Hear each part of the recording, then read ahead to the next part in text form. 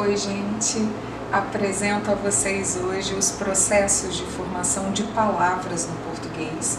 Nós não vamos estudar todos os processos existentes, eu separei hoje aqui os dois mais recorrentes, os dois mais produtivos em português, que são eles, o processo de composição e o processo de derivação. As palavras da língua são formadas pelo processo de composição de duas maneiras. Nós podemos subdividi-lo em dois processos que envolvem esse elemento composição. Nós vamos dizer que há uma composição, um processo de formação por composição, quando houver a junção de duas palavras já existentes na nossa língua. Então eu tenho uma palavra uma palavra 2, que vão gerar, se combinadas, uma palavra 3. Então, eu digo junção de duas palavras, mas se a gente usar um termo mais técnico, seria a junção de duas raízes, ou de dois radicais, ou de dois morfemas do tipo lexicais. Por quê? Porque a gente tem duas palavras que já existem, que já denotam seres, coisas, ações no mundo biosocial que se reúnem para a formação de uma terceira palavra. Então, nesse sentido, para haver composição, eu preciso previamente reconhecer a existência de duas palavras formando uma terceira. Esse processo de composição, ele pode ter duas características. Quando eu reunir, por exemplo, duas palavras para gerar uma terceira, pode ocorrer perda no campo fônico da palavra, no plano fônico da palavra. Se essa perda acontecer, nós vamos dizer que o processo se deu por composição por aglutinação, porque houve perda no plano fônico. Caso não haja essa perda, e eu possa reunir por meio de um hífen. Por exemplo, pensemos na palavra guarda-chuva.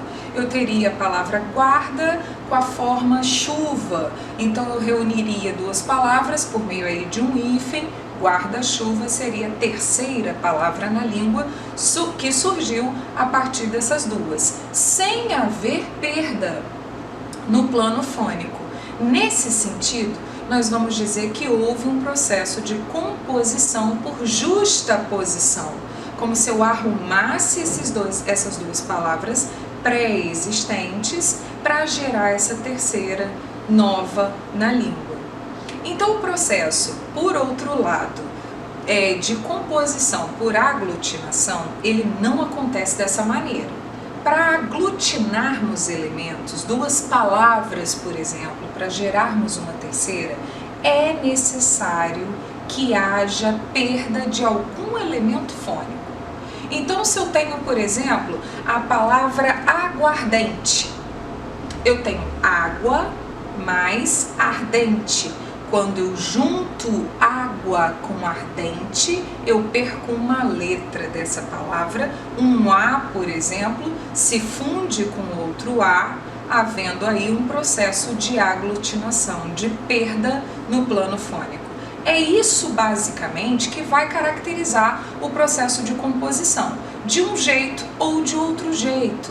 Se houver perda, aglutinação. Se não houver perda, justaposição. Às vezes, o processo de justaposição, ele acontece com uma característica um pouco diferente. Por exemplo, quando a gente reúne duas palavras, pensem na palavra passatempo.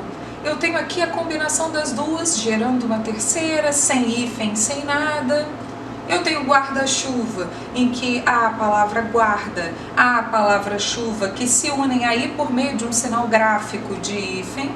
Mas eu posso também, para preservar a identidade fônica daquela palavra de origem, eu posso, por exemplo, na língua, pode ocorrer na língua, o fenômeno de duplicação de uma letra. É o que acontece, por exemplo, com a palavra girassol, que eu acho que está aqui colocada no quadro para vocês. A palavra girassol é a junção de gira com sol. Só que por estar, por exemplo, nesse processo de junção, ela ficar entre duas vogais, ela teria naturalmente na língua o som de Z, ficaria girasol, e aí a gente nem se lembraria do sol. Para a gente se lembrar e para manter essa identidade da palavra de origem, é que essas duas se juntam e há a duplicação do S para que a gente tenha de fato girassol e não girasol. Então esse é um fenômeno que também pode ocorrer no processo de composição por justaposição, estejam atentos a isso aí, tá? O outro processo de formação de palavras é o processo de derivação. E aí ele não tem nada a ver com o processo de composição. Por quê? No processo de composição eu tenho duas palavras, palavra 1, palavra 2, que vão gerar uma terceira palavra na língua portuguesa. Na derivação não tenho duas palavras para formar essa terceira. Eu tenho uma palavra e o que acontece é que ela recebe afixos. Nós vamos entender o afixo como prefixo ou sufixo, a depender do lugar em que eles vão entrar ali nessa palavra nova. Se o afixo ficar antes do radical da palavra, nós vamos chamá-lo prefixo.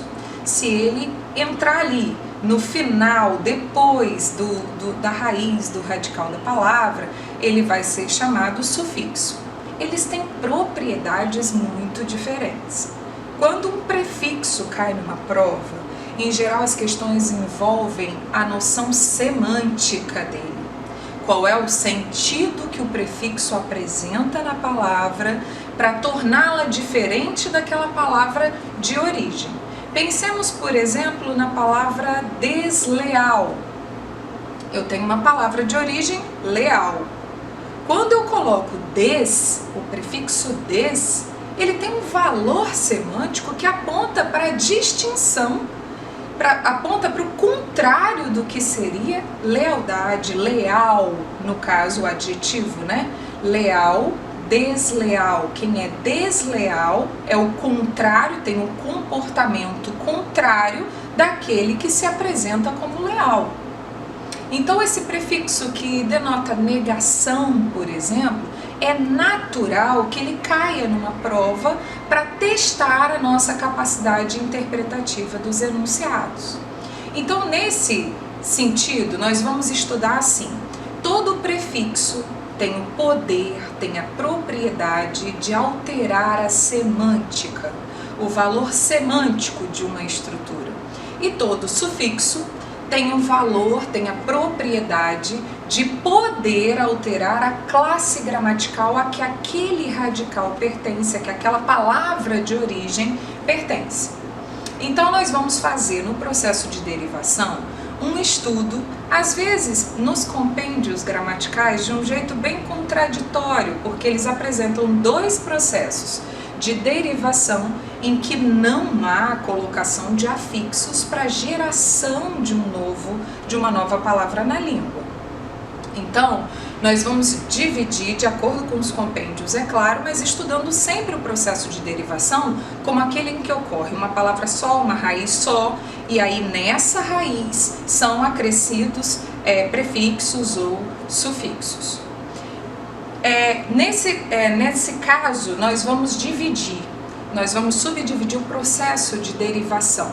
Nós vamos ter derivação por prefixação, todas as vezes em que houver a anexação de um prefixo ao radical da palavra, e aí nós teríamos, por exemplo, a palavra desigual ou a palavra infeliz, que são prefixos com valor de negação, que são colocados junto de formas adjetivas, né? Ou então eu posso ter outros sentidos para a palavra. Quando eu tenho, por exemplo, reler, o re como prefixo indica um movimento de repetição. Quem relê, lê novamente. Ou então coautor, que aí vai ter o sentido, por exemplo, de companhia. É alguém que escreve junto com alguém. Ou então hipermercado, que apresenta até uma dimensão de aumentativo, né? De um valor semântico aumentativo. E é isso, por exemplo, que algumas provas, como as provas da UERJ, os exames de qualificação da UERJ, solicitam do candidato. Então é importante que a gente esteja de olho nesse fenômeno de alteração semântica provocado pela anexação de um prefixo ao radical de uma palavra. Por outro lado, nós vamos ter derivação do tipo sufixal, que vai ser aquela que recebe sufixo, há uma anexação de sufixo ao radical de uma palavra.